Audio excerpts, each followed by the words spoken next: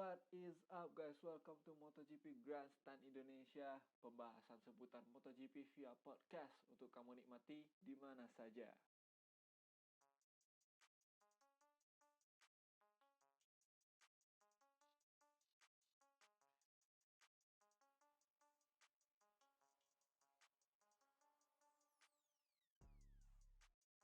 Halo kawan-kawan semua, kembali lagi di MotoGP Grandstand Indonesia. Kembali lagi sama aku Puat. Ya, beberapa waktu ke belakang kita jarang upload ya, karena ada kesibukan masing-masing dan itu sedikit menghalang proses rekam video dan record audio kita. Nah, kenapa aku nyebut record video sama audio? Karena di MotoGP Grandstand Indonesia ini kan juga tersedia di YouTube, tapi juga tersedia di Spotify. Di Spotify itu sebenarnya udah cukup lama dari tahun lalu dan udah ada beberapa episode. Tapi di YouTube ini baru 2 video yang kami upload dan masih sedikit sih view-nya, cuman dengan usaha yang ingin kami lakukan, kami tentunya berharap untuk mendapatkan view yang lebih lagi dan subscribers yang lebih lagi. Semoga aja berhasil ya. Dan di sini aku mau ngingetin lagi kalau di sini aku dan mungkin nanti ada teman aku lagi ingin bikin konten ini bukan untuk bertujuan sebagai pengamat, karena di sini posisi aku dan teman-teman aku juga sebagai fans MotoGP ya. Kali ini sendiri ya, biasanya sama teman-teman gitu, dan semoga aja bisa ikut lagi di episode-episode selanjutnya karena ada kesibukan masing-masing gitu. Jadi kami di sini berperan sebagai fans, enggak sebagai pengamat MotoGP. Ya mungkin kalau Om Matteo, Om Joni Lono dan yang lain itu kan udah mungkin statusnya itu udah sebagai pengamat.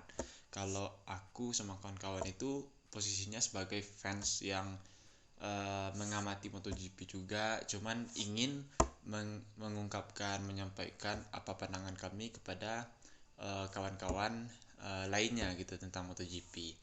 Nah, mungkin yang akan aku bahas kali ini agak berbeda dengan apa yang sebelum-sebelumnya. Mungkin kalau udah ada yang ngikutin di Spotify, itu kebanyakan kita bahas tentang kelas MotoGP. Tapi yang sekarang ini mungkin agak beda. Kita bahas tentang Moto3 di Austin. Kenapa bahasnya Moto3? Yang mau aku bahas sekarang ini adalah tentang insiden Moto3 di Austin gitu. Masih hangat sih sampai sekarang gitu. Bahkan ada cukup panas sih di lingkungan para rider tentang insiden Moto3 yang terjadi di Austin antara Deniz Öncü, Jeremy Alcoba, Pedro Acosta sama Andrea Migno. Yang akhir-akhir ini panas 2 hari atau 1 hari yang lalu itu kan antara Aleix Espargaro sama Kenan Sofuoglu, ya manajer dari Deniz Öncü lah gitu.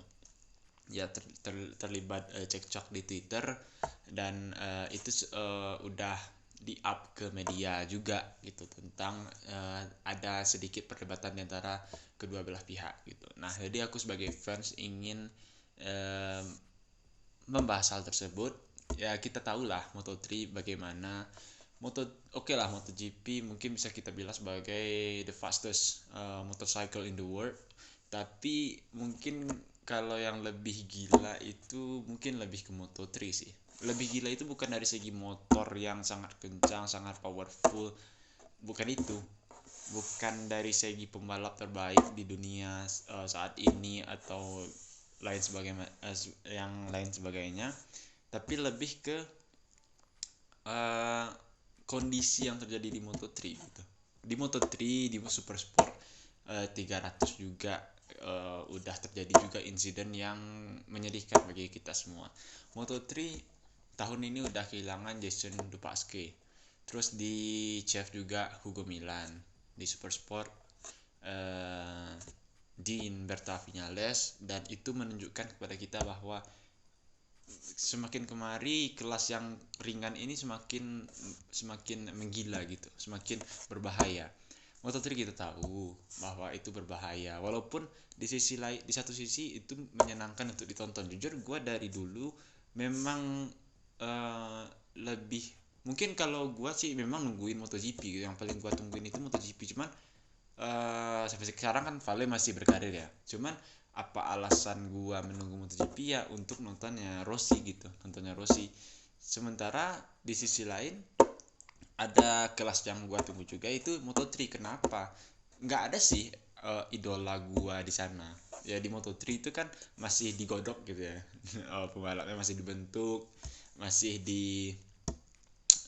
dipersiapkan untuk naik ke step berikutnya gitu. Jadi mungkin kalau tahun sekarang ada sih Pedro Acosta, cuman overall nggak terlalu mengidolakan pembalap Moto3. Cuman yang kayak bikin gua tertarik sama Moto3 adalah persaingan yang terjadi di sana gitu. Overtake-nya sangat sangat banyak, sangat sering terjadi overtake dan manuver-manuver yang bisa dibilang jarang kita temui di kelas MotoGP. Kelas MotoGP ya sesekali ada duel, sesekali ada pertarungan antara beberapa rider. Cuman ada juga momen di mana MotoGP membosankan gitu, di mana posisi 1 udah pergi jauh, posisi 2 sendiri, 3 sendiri, dan cenderung terpisah-pisah gitu. Cuman persaingan yang kita sukai dari Moto3 dari dulu itu semakin kemari itu justru menimbulkan kayak hal yang berbahaya gitu di kelas ini. Kenapa? Karena kita tahu di Moto3 itu cenderung motor itu cenderung lebih kayak rata gitu, dan para pembalapnya masih muda-muda gitu kan.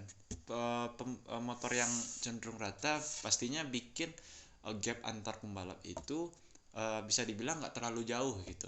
Sedangkan di MotoGP sekarang kan udah banyak penyeragaman di regulasi untuk motor. Jadi gap antara pembalap bisa ditekan, dan kita bisa lihat terkadang MotoGP ya kayak di Austria kemarin, kayak di ASEAN 2018 lah, kayak di ASEAN kan sering tuh pembalap cenderung fight-nya itu bukan one by one, bukan head to head, tapi kayak rame gitu. Ada 6 pembalap MotoGP, 8 pembalap, dan itulah terjadi di setiap race di Moto3 gitu, karena pembalap itu masih muda dan motornya cenderung sama. Kalau di Moto2 kan kita sekarang udah mulai lihat gap antar pembalap dan antar motor gitu kan. Ini sebenarnya bagus bagi Moto3, cuman ada sisi lain yang juga berbahaya gitu, dimana motor ini rata dan para pembalapnya masih muda, nggak punya, bisa dibilang pengalamannya nggak sebanyak para rider yang ada di MotoGP gitu. Karena ya kalau rider di MotoGP mungkin mereka punya pengalaman, mereka tahu apa yang boleh dilakukan, apa yang nggak boleh dilakukan. Oke lah, secara logika itu bisa menguntungkan, tapi mereka bisa mikir gitu, mikir lebih panjang, apakah itu patut dilakukan walaupun bisa dilakukan atau tidak pantas dilakukan gitu. Jadi di Moto3 ini kita udah kehilangan Jason Dupasque gitu kan, dan setelah apa yang terjadi di Mugello terhadap Jason itu masih terulang manuver-manuver yang bisa aku bilang seharusnya itu nggak dilakukan gitu, kayak di Barcelona kemarin. Itu udah ditegur sih sama safety commission, ada yang memperlambat laju motornya supaya dapat slipstream di lap terakhir gitu. Itu udah diselesaikan sama safety commission, dan terjadi lagi di Austin Moto3 2021 ini. Memang sih nggak ada manuver yang dilakukan sama seperti Barcelona kemarin. Kalau di Barcelona kan titik poinnya itu adalah memperlambat motor dengan tujuan mendapat slipstream di lap terakhir gitu. Jadi mereka nggak mau tuh berada di depan, nggak mau jadi objek slipstreaming. Nah di Austin kemarin aku nggak ngelihat sih ada penurunan kayak nurunin gas dengan sengaja agar tidak menjadi objek slipstreaming. Itu aku nggak ada lihat sih gitu. Cuman memang mereka dempet karena memang murni karena motor mereka kekuatannya rata gitu. Cuman yang menjadi masalah adalah manuvernya Deniz Öncü gitu. Awalnya di Moto3 ini red flag karena ya mungkin aku bahas sedikit tentang kronologisnya, walaupun mungkin semua udah tahu, cuman aku bahas singkat saja tentang kronologisnya. Itu Philippe Salah crash di lap 7, turn 11, red flag karena dia terlihat cedera, dia tergeletak kesakitan. Dia single crash sih, nggak disebabkan oleh pembalap lain, sehingga membutuhkan evakuasi yang lama dan red flag. Lalu restart race dengan keputusan 5 lap saja dengan quick restart procedure. Jadi kayak race-nya di start dengan prosedur yang cepat gitu. Jadi sighting lap, nyampe di grid, warm up lap, mulai gitu. Jadi itu prosedur startnya. Nah terus di lap ketiga pasca restart race, pasca red flag, itu terjadi insiden antara Oncu, Alcoba, Minyo sama Acosta. Kesalahan Oncu di mana menurut aku adalah di Oncu itu sweeping line. Dia udah, kita gini lah, ibaratkan Oncu itu berada di sisi depan kanannya Jeremy Alcoba. Alcoba berada di sisi belakang kirinya Denis Oncu gitu. Antara bannya si Oncu dengan ban depannya Alcoba itu udah sejajar gitu. Ban belakang Oncu dengan ban depan Alcoba itu udah sejajar. Nah, Oncu ini sweeping line ke arah kiri dan akhirnya menyentuh ban depan Jeremy Alcoba, dan ya sangat mengerikan lah. Alcoba crash dan Andrea Minyo yang berada di belakang Alcoba nggak bisa menghindar. Pedro Acosta juga. Pedro Acosta udah kelihatan dia mencoba untuk ke arah kiri untuk menghindari, cuman nggak sempat. Akhirnya dia juga crash kebanting ke pagar pembatas track. Aku aja ngeri lihatnya pas nonton live race-nya. Kalau Minyo udah nggak bisa ngapa-ngapain lagi, udah kelihatan kayak hilang akal dan nabrak motor Jeremy Alcoba, dan sangat untung sekali Alcoba berada posisinya di depan motor. Jadi yang dihantam sama Minyo dan Acosta itu adalah motornya gitu.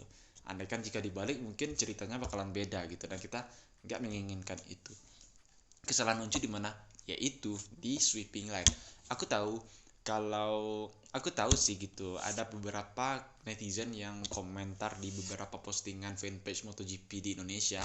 Mereka bilang kayak Oncu kan nggak bisa ngelihat apa yang terjadi di belakangnya dia, apa yang ada di belakangnya dia kan Oncu nggak bisa lihat. Dan aku juga nemuin komen itu di Instagramnya MotoGP official gitu. Jadi mereka merasa hukuman yang didapat Denis Oncu itu nggak adil, ini segala macam, dan mereka beralasan Oncu kan nggak bisa melihat apa yang terjadi di belakang. Nah benar, memang kayak kalau secara logika pendek itu benar. Cuman kalau kita pikir-pikir lagi, Oncu kan udah cukup punya pengalaman lah di Moto3. Maksud aku tuh kayak dia udah beberapa kali kan race di Moto3 gitu. Dia tahu gimana dia kan udah regular rider di Moto3. Dia udah tahu gimana tipikal pembalap Moto3. Dia udah tahu kalau misalnya dia di depan pun yang di belakang itu pasti dekat gitu. Sangat jarang sekali pembalap Moto3 itu kondisinya kayak di MotoGP gitu, sangat jarang gitu. Mereka pasti dekat-dekatan, dan harusnya Oncu tahu gitu. Memang sih ini kita menyebut nama Oncu bukan karena menyalahkan dia 100% gitu. Memang ini kesalahannya dia, cuman insiden manuver-manuver seperti ini sudah terjadi sebelum-sebelumnya, cuman mungkin beruntung ya nggak ada terjadi kontak seperti ini yang menyebabkan insiden seperti yang kemarin itu gitu. Pas yang Oncu ini terjadilah insiden seperti ini gitu. Jadi kayak kalau kita bahasnya ruang lingkupnya adalah insiden di Austin kemarin, Oncu yang salah. Cuman kalau kita perluas ruang lingkup point of view kita, itu mungkin ada sistem yang perlu diubah gitu. Nah, yang kita bahas pertama adalah yang kasus Oncu gitu. Kasus Oncu, Alcoba, Acosta, Minyo. Nggak usah diperlebar dulu gitu. Nanti kita bahas tentang yang secara garis besar gitu. Nah, yang di kasus ini Oncu yang salah, dia sweeping line, dan Alcoba sih nggak salah ya. Kalau kita bahas kasus ini gitu, Alcoba nggak salah, dia berada dia cuman berjalan lurus gitu kan, tiba-tiba Oncu sweeping line, dan itu menurut aku ya kan udah di penalti nih.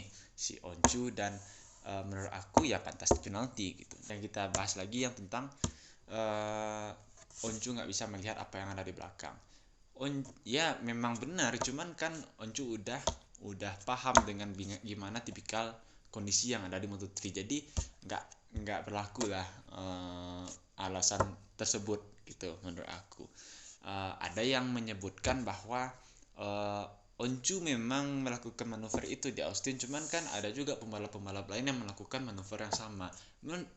Benar sih, cuman kayak kalau kita mengungkit-ungkit apa yang terjadi di masa lalu sehingga kita tidak menghukum Oncu ini menjadi brutal gitu. Jadi oke lah, di masa yang lalu ada pembalap melakukan manuver seperti itu dan tidak diberi hukuman atau tidak menyebabkan insiden sehingga tidak diberi hukuman. Nah, kalau kita mengikuti alur yang sudah terjadi di masa lalu, kita terapkan sekarang ini, ya kedepannya makin brutal gitu Moto3-nya. Jadi harus di stop gitu, harus di stop dengan cara menghukum Dennis Oncu gitu. Oke lah, Jeremy Alcoba juga berbahaya orangnya. Dia salah satu dalang yang melakukan nurunin throttle untuk menghindari jadi objek slipstreaming di Barcelona kemarin. Dia adalah salah satu pelakunya gitu. Banyak sih pembalap-pembalap yang bisa dikatakan over agresif di Moto3 ini gitu. Cuman mungkin Oncu ketiban sial, dan ketika dia yang melakukan manuver itu ya menyebabkan insiden gitu. Dia menyebabkan insiden. Oke lah, Oncu kita sebut tidak beruntung, tapi harus juga dihukum gitu gimana pun. Nah, muncul pertanyaan satu lagi, apakah hukuman ini adil gitu? 2 race di diskualifikasi, jadi Oncu nggak bisa ikut 2 race ke depan di Misano dan Portimao. Apakah itu fair? Menurut aku fair. Bahkan kalau di punish lebih lagi gitu, misalnya 3 race sampai akhir musim, itu menurut aku sih nggak apa-apa juga gitu. Cuma kalau 2 race ini oke lah, masih bisa diterima gitu kalau menurut aku pribadi gitu. Mungkin bisa dibilang seperti kata Rossi lah, minimal gitu. Yang ini hukuman yang minimal gitu.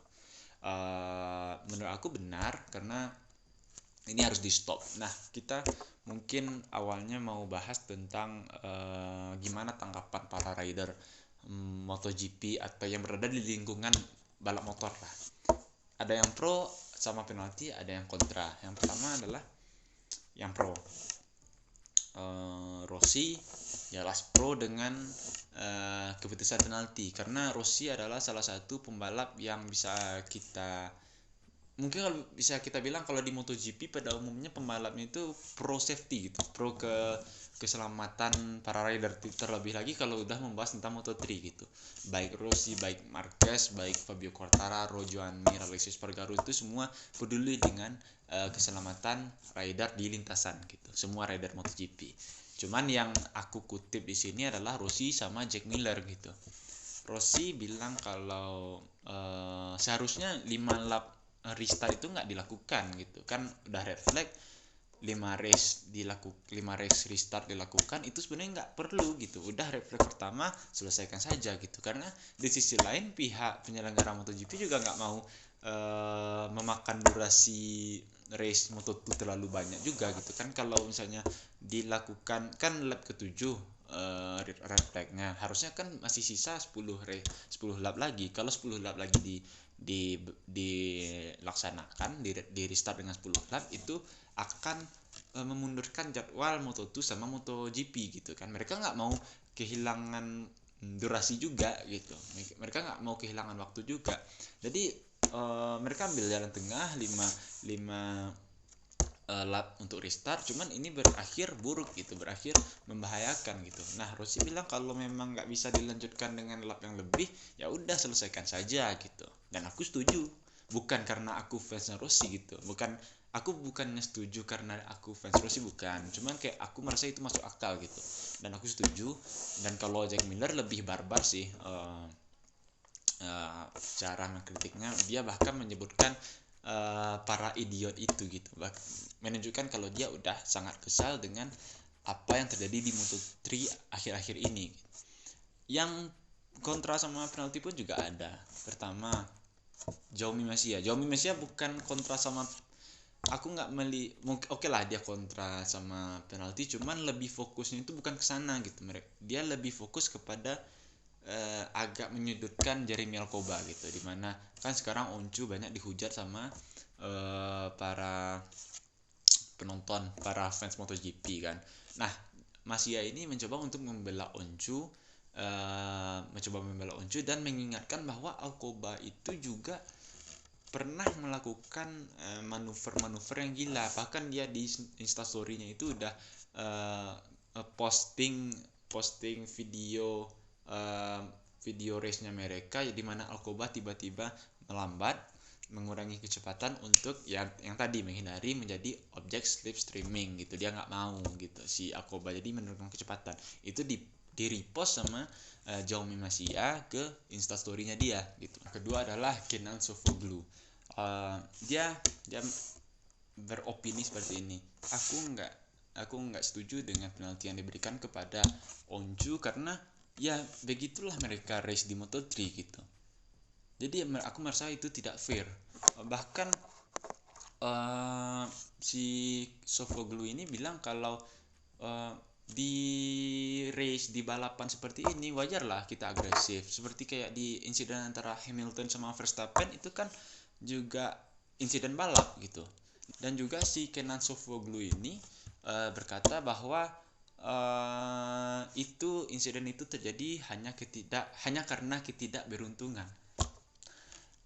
Dan dia juga bilang kalau semua yang menghujat Oncu dan pembalapnya dia itu adalah karena pembalap-pembalap lain ini tidak mampu mengalahkan pembalap-pembalap yang diasuh oleh si Kenan ini gitu. Oncu salah satunya gitu kan. Ya, memang pembalap yang diasuh oleh si Kenan Sofuoglu ini sering dikritik akibat manuver-manuver yang bisa dibilang sering terlalu agresif gitu.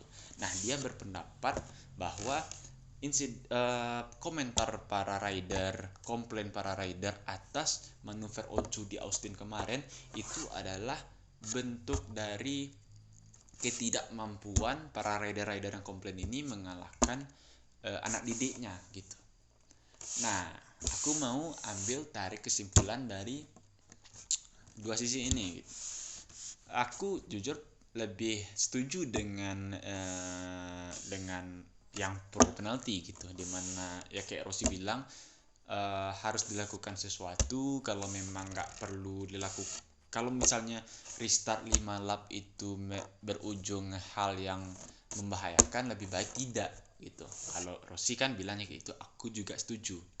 Nah, membahas tentang yang kontra dengan penalti ini, seperti kalau Jaume Masia oke lah, aku masih bisa terima karena dia mengkritik riding style Alcoba yang juga bisa dibilang over agresif juga sebenarnya gitu. Cuman dalam case yang di Austin itu Alcoba tidak menjadi penyebab gitu, dia malah menjadi korban gitu. Dan ya kita juga nggak bisa menyalahkan Alcoba di insiden yang Moto3 Austin kemarin juga, karena dia udah totally sebagai korban gitu.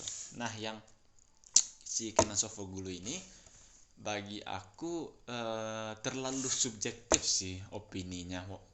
Aku yakin kalau misalnya anggaplah Pedro Acosta yang menyebabkan Deniz Oncu, anggap aja yang berada di posisi Deniz Oncu ini adalah Pedro Acosta atau Jeremy Alcoba lah, Jeremy Alcoba. Anggap aja posisinya dibalik, Jeremy Alcoba sebagai Deniz Oncu dan Deniz Oncu sebagai Jeremy Alcoba itu sebagai victimnya.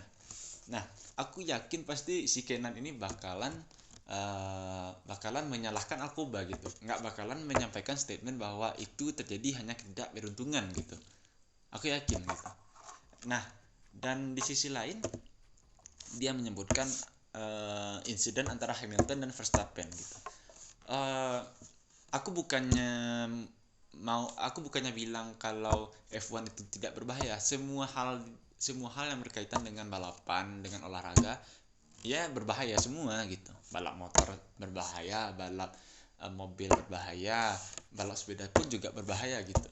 Cuman antara balap motor dengan balap mobil ini nggak bisa disamaratakan juga gitu, nggak bisa di-compare terlalu jauh gitu. Oke lah, Verstappen sama Hamilton itu insiden, dan dan Hamilton selamat dengan halunya F1 itu gitu kan. Nah, kalau F1 itu kan proteksi sama badan itu kan lebih banyak gitu. Mereka berada di dalam mobil dan ada juga pelindung di atas kepala mereka. Walaupun ya kadang kayak mobil terbakar itu kan juga berbahaya kepada pembalap F1 karena mereka terkurung di dalam mobil gitu. Ya memang ada plus minus lah gitu. Kalau pembalap motor kalau motornya kebakar kan tinggal berhenti langsung lompat gitu. Mungkin lebih simpel ketimbang yang terjadi di F1. Cuman komparasi yang dilakukan Kenan ini dalam case ini menurut aku nggak sinkron sih gitu. Kalau menurut aku pribadi bukan maksud untuk merendahkan F1 gitu, bukan maksud gitu. Cuma menurut aku balap motor jauh lebih bahaya sih ketimbang balap mobil gitu. MotoGP atau Moto F1 yang mana yang lebih bahaya menurut aku MotoGP gitu. Kenapa? Karena mereka kalau crash langsung ke aspal gitu. Kalau F1 kan masih ada proteksinya. Kalau MotoGP balapan motor itu menurut aku lebih rentan untuk terkena cedera gitu ketimbang pembalap mobil. Dan itu menurut aku nggak sinkron perbandingan yang dilakukan Kenan Sofuoglu.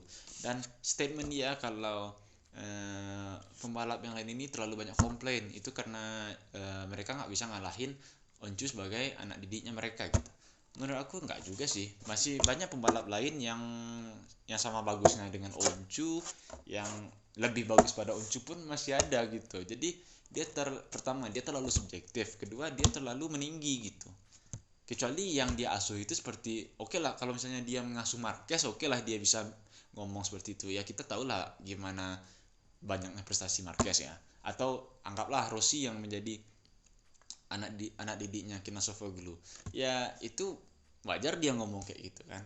Wajar dia ngomong kalau anak didiknya nggak terkalahkan. Misalnya dia mengasuh Rossi atau mengasuh Marquez gitu. Oke lah dia bisa berpendapat seperti itu. Cuman dia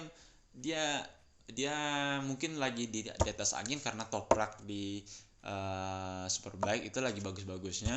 Mungkin dia lagi berada di atas angin gitu. Jadi seenaknya aja ngomong ya kan. Jadi menurut aku totally nggak setuju sama si Kenan karena terlalu subjektif dan terlalu meninggi, dan komparasi yang dia lakukan terlalu jauh, dan dia mengatakan insiden ini terjadi karena ketidakberuntungan itu menurut aku terlalu mengada-ngada atau menghalu lah dia itu menurut aku ya. Lalu yang mungkin pertanyaan terakhir yang perlu kita bahas adalah Dorna Film dan Safety Commission harus bagaimana gitu dalam menanggapi insiden-insiden yang seperti ini.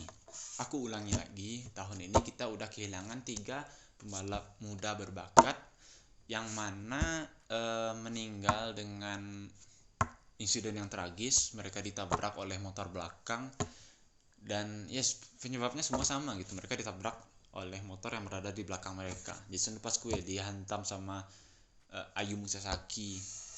Terus ada satu rider lagi aku lupa namanya siapa, cuman Ayumu Sasaki ada satu rider lagi kalau nggak salah. Terus Hugo Milan juga insidennya dihantam sama pembalap lain, Berta Viñales juga.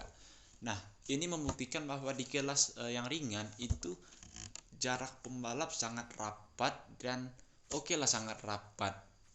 Nggak apa-apa ya kan untuk persaingan, lah kita masih bisa mentolerir itu.